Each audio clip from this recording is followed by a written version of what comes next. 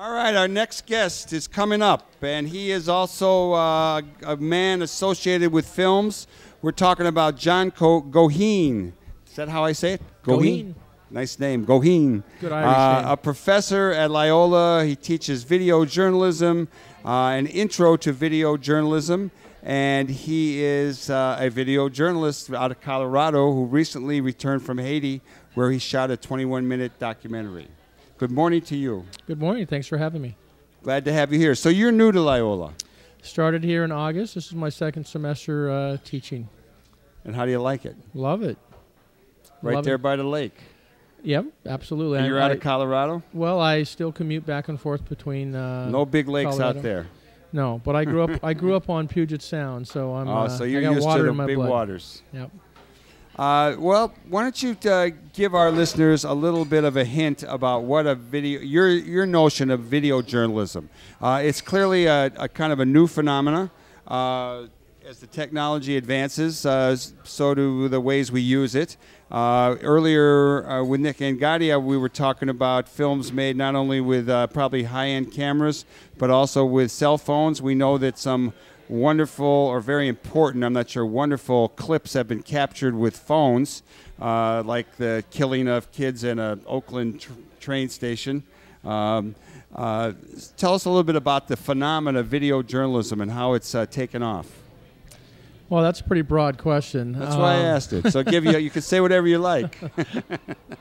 I mean, boy, I don't know where to begin with that. I mean, I shoot with the biggest cameras that they make. I shoot pretty much top of the line, state of the art, no cell phones for me, type of thing. I typically work alone as what they call a one-man band, and when I was in Haiti, that's the way I was working, as a one-man band, and I've traveled all over the world primarily working that way. It gives me sometimes the kind of access that a typical group of 2, 3, 4 people don't get the same kind of access, don't get the same kind of treatment that maybe one person gets. You end up as an individual being able to bond to your subject probably a little quicker than a group of 4 or 5 or 6 people. How did you get involved in being a video journalist? I mean, were you a filmmaker first? Were you a reporter? Give us a little of your personal story. Well, I started out actually when I was 15 years old. My oldest brother was in the newspaper business. He handed me a still camera and said, go out and take some pictures. And so at 15, I was published in a couple of weekly newspapers that he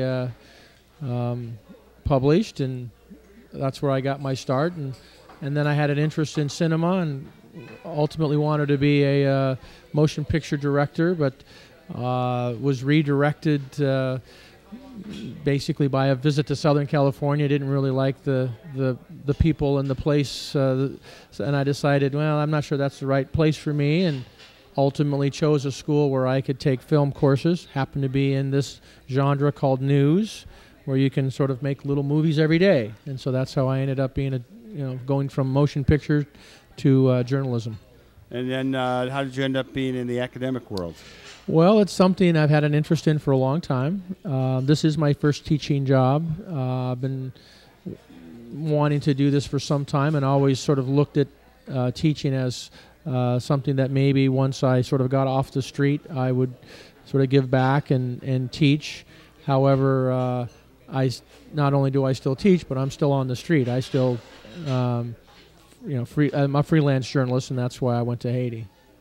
I had the opportunity to hang around with Bob Hercules, who used to work with Obama's campaign advisor on some films, and I was in Nicaragua when I met him, and it was during the elections. I think it was '91.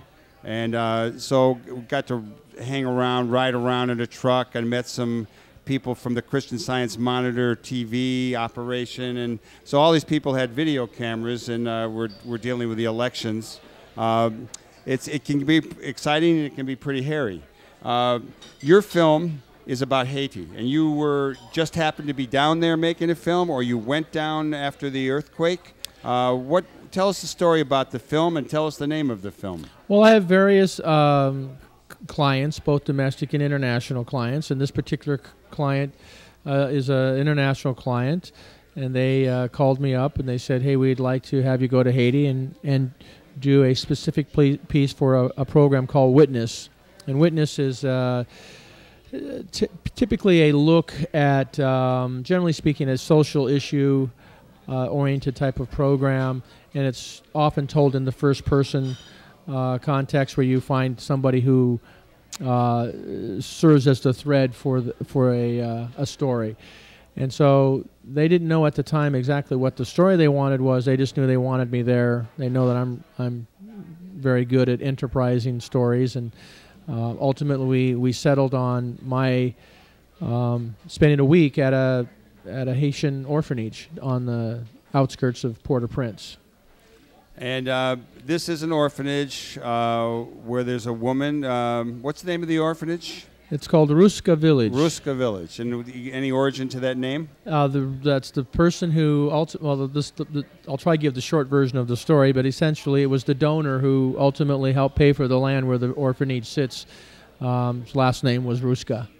The film, which I did get to watch first on it very haltingly on my computer at home, and then not long before we started this show this morning on a better computer over here. It takes place in an orphanage which started by a woman named Barbara Walker, and this operation was actually involved in arranging adoptions before the earthquake. And so I probably have a number of questions about the whole phenomena of adoptions and taking people out of Haiti, as opposed to maybe addressing some of the factors that have hobbled Haiti since they declared independence a long time ago. But given that there is an emergency and a crisis, I can understand why there is a need to move some people out of the country. And your film basically takes place just after the earthquake. And it's an encampment of people surrounding this orphanage. There's discussion in the film about the women and the children and the people who work there kind of barricading themselves to feel safer at night.